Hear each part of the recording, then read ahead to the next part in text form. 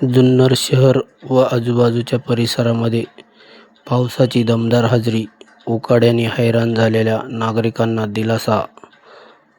तर दुसरीकडे शिरोली खुर्द या गावी ढगफुटी दृश्य. पाऊस पडल्याने शेतकरी संपत गायकवाड यांचे शेतीचे अतोनात नुकसान.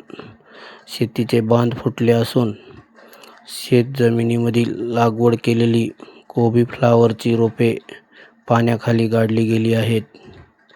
मात्र दुसरीकडे पश्चिम पट्ट्यामध्ये शेतकरी पावसाच्या प्रतीक्षेत असून अद्याप भात पेरणी झालेली नाही.